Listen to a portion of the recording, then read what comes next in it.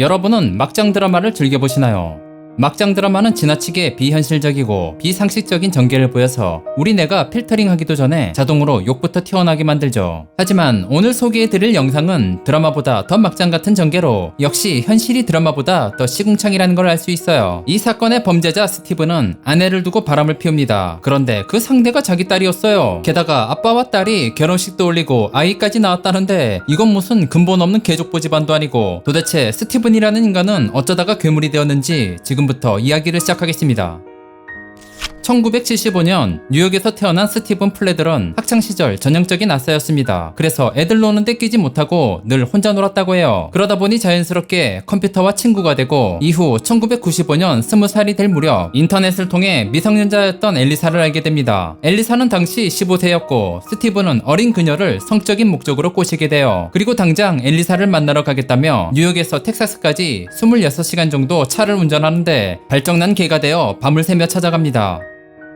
둘은 드디어 현실 세계에서 만나게 되고 불꽃 튀는 뜨거운 관계를 가졌다고 해요. 이 당시 엘리사는 사리 분별이 부족했어요. 그녀는 스티븐의 불꽃 같은 욕망이 자신을 향한 찐사랑이라고 착각했죠. 하여 그녀는 곧장 집에서 가출합니다. 엘리사는 그 길로 스티븐과 함께 뉴욕에서 살았고 16살에 임신하여 17살의 첫 아이 데니스 플레드를 낳았어요. 이쯤 되니 자식 이기는 부모 없다고 엘리사의 부모님도 둘의 사이를 인정할 수밖에 없었죠. 그리고 첫 번째 아이 데니스 플레드는 훗날 이 집안에 엄청난 후폭풍을 몰고 옵니다.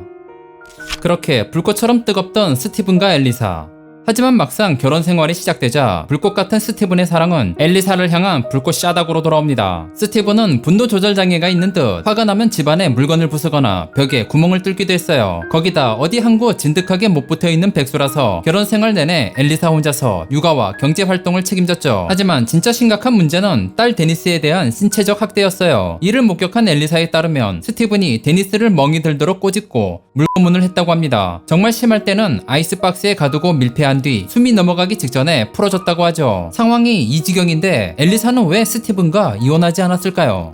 그것은 그녀가 미성년자 시절부터 스티븐에게 지속적인 가스라이팅을 당했기 때문이에요. 그는 엘리사에게 항상 도망치면 지구 끝까지 쫓아가서 죽일 거라고 협박했어요. 그녀는 스티븐의 협박이 무서웠다고 해요. 그런데 데니스가 계속 학대당한다면 무슨 일이 날 것 같아서 최후의 선택으로 데니스를 입양 보내기로 결정합니다. 이후 데니스는 앤서니와 켈리 부부에게 입양되었고 그녀의 이름은 케이티 로즈 푸스코로 바뀝니다. 케이티는 학교에서 만화를 잘 그리는 걸로 유명했고 치어리더도 하며 많은 친구들과 어울리는 인싸로 변했어요. 그렇게 10년의 세월이 흐른 2016년 케이티는 고등학교를 막 졸업 후 디지털 마케팅 쪽으로 대학 진학을 앞두고 있었어요. 그런데 갑자기 대학 진학을 포기합니다. 왜냐면 친부모인 스티븐과 엘리사를 다시 만났거든요. 이게 어쩌다가 일이 되었냐면 케이티는 우연히 자신이 입양되었음을 알았고 그때부터 늘 친부모를 궁금해했어요. 그래서 SNS를 뒤져서 스티븐과 엘리사 계정을 추적했죠. 그리고 마침내 연락이 닿습니다. 케이티는 친부모와의 연락을 통해서 그들과 함께 살고 싶다는 마음이 생겼고 그 즉시 대학 진학하려는 계획을 내려놓고 대신 친부모가 살고 있는 버지니아로 향하게 됩니다. 이 당시 양부모는 케이티가 스스로 내린 결정이기에 그녀의 선택을 존중하기로 했어요. 그렇게 케이티와 양부모 모두는 신중하지 못한 선택을 합니다.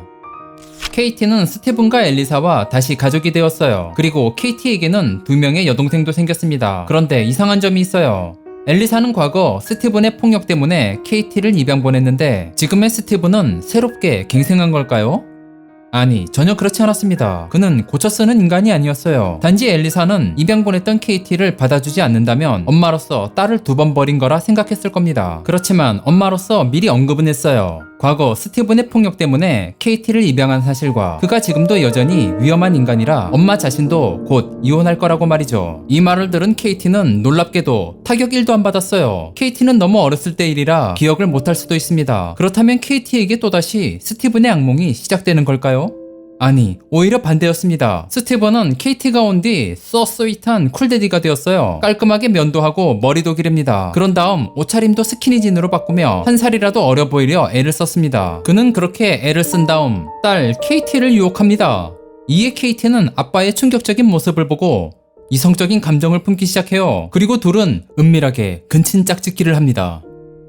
2016년 11월 엘리사는 집을 떠나 예정대로 스티븐과 이혼 소송을 제기합니다. 그리고 남은 문제는 딸들의 양육권에 대한 부분이죠. 하지만 이때 3명의 딸 중 오직 케이티만 아빠와 남고 어린 두 딸은 모두 엘리사를 따라가기로 합니다. 엘리사는 케이티가 스티븐과 남겠다는 점에 놀랐지만 이 당시 엘리사는 스티븐과 케이티의 묘한 기류를 눈치챘어요. 그러면서도 설마 선을 넘을 거란 생각은 하지 않았죠. 그렇게 엘리사는 집을 떠났고 이제 스티븐과 케이티는 둘만 남은 집에서 자유롭게 동물의 왕국을 이어갈 수 있었습니다. 그러던 중 2017년 5월 엘리사는 우연히 둘째 딸의 일기를 읽습니다. 그런데 일기장은 끔찍하게도 스티븐과 케이티의 더러운 관계가 상세히 기록되었죠. 일기에 따르면 케이티는 스티븐의 아이를 임신했고 스티븐은 두 동생에게 케이티를 언니가 아닌 새 엄마라고 부르라 했답니다. 그래서 둘째 딸은 아빠를 사탄이라고 묘사할 만큼 증오했어요. 엘리사는 이 막장 스토리에 경악하며 스티븐을 경찰에 신고합니다. 그런데 경찰은 스티븐과 케이티를 체포하지 않았고 어찌된 이유인지 이 사건은 그냥 묻히게 되었어요.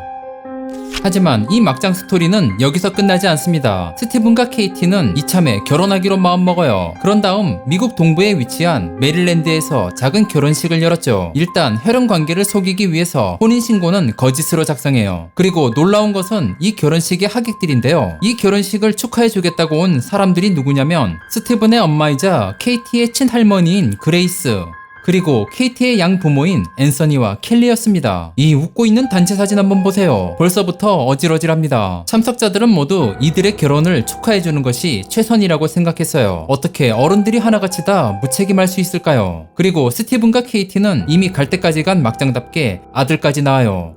그들의 아들은 베넷 플레들이고 베넷은 할머니의 손자이자 증손자였고 케이티에게는 동생이자 아들이 되는 묘한 관계가 되었어요. 그래서 엘리사가 다시 한번 경찰에 신고합니다. 스티븐과 케이티는 간죄와 간통죄로 체포되어 2018년 1월 버지니아로 인도됩니다. 이 당시 스티븐의 변호사는 와이프랑 이혼하고 힘든 40대 남자 집에 18살짜리 여자애가 먼저 찾아온 거 아니냐는 궤변을 해서 재판장을 가뿐싸게 만들었지만 그는 여기서 멈추지 않고 계속 말을 이어갑니다. 생물학적으로 연결되어 있으니까 서로 끌리는 게 당연한 거고 심지어 친아빠라 해도 딸이 갓난아기 때 이후 만난 적이 없으니 둘은 사랑하는 마음이 더 커서 손수 따위는 관계없다고 개소리를 더했어요. 이후 한 달 뒤 스티븐과 케이티는 보석금을 내고 석방되었지만 판사는 스티븐에게 버지니아주를 떠나지 말라는 명령을 합니다. 그리고 케이티와는 서로에 대한 접근 금지 명령이 내려지며 케이티는 양부모와 함께 뉴욕으로 돌아가죠. 또한 아들 베넷의 양육권은 스티븐의 어머니 그레이스에게 넘겨지며 사건은 일단락되었어요. 양 부모에게 돌아온 케이티는 다시 일상으로 돌아와 또래 친구들이랑 어울리면서 그동안 뭔가 잘못되었음을 서서히 깨달았습니다. 그리고 2018년 4월 케이티는 스티븐과의 관계를 끝내기로 결심했어요. 그런 다음 접근 금지 명령에도 불구하고 스티븐에게 전화를 걸어 그에게 이별을 고합니다. 하지만 스티븐은 케이티의 일방적인 이별을 받아들일 수 없었고 이에 따라 상황은 파국으로 치닫게 됩니다. 그리고 사건이 발생한 2018년 4월 11일 스티븐은 어머니의 집으로 가 자신과 케이티의 아들 베넷을 데리고 자기 집으로 돌아옵니다. 그런 다음 아들 베넷의 숨쉬기를 중단시킨 뒤 차가운 베넷을 옷장에 숨겨두었죠. 그리고 스티븐은 노스캐롤라이나에서 뉴욕까지 510마일이 넘는 거리를 밤새도록 운전합니다. 바로 케이티와 양부모가 사는 뉴욕 도보로 가는 중이죠. 과거 1995년 그가 엘리사를 만나러 밤새도록 달렸던 것처럼 지금은 케이티를 만나러 달려갑니다. 케이티는 스티븐 가슴에 있는 엘리사를 지우고 그 자리를 대신했어요. 다만 지금 스티븐은 욕망적인 사랑이 아닌 배신과 분노로 가득 찼습니다. 다음날 이른 아침에 도착한 스티븐은 케이티와 양부모의 집 근처에 차를 세우고 잠복을 시도합니다. 그런 다음 케이티와 양아버지 앤서니가 트럭을 타는 것을 발견하고 그들의 뒤를 쫓아 차를 몰았습니다. 그리고 그들의 차량이 신호에 멈췄을 때 스티븐은 차를 옆에 바짝 댄 뒤 케이티와 앤서니를 향해 분노를 날렸습니다. 케이티와 앤서니의 삶은 그렇게 끝났고 스티븐은 그의 어머니 그레이스에게 전화를 걸어 자신이 케이티와 앤서니 그리고 베넷까지 떠나보냈다고 말합니다. 그렇게 통화를 마친 그는 뉴욕주 경계선 바로 너머까지 운전해갔죠. 그리고 다급하게 신고받고 출동한 경찰은 스티븐의 차량을 목격하고 접근합니다. 하지만 경찰이 스티븐을 체포하려 했지만 스티븐은 이미 달리는 차 안에서 스스로 요단을 건넌 채 발견되었습니다.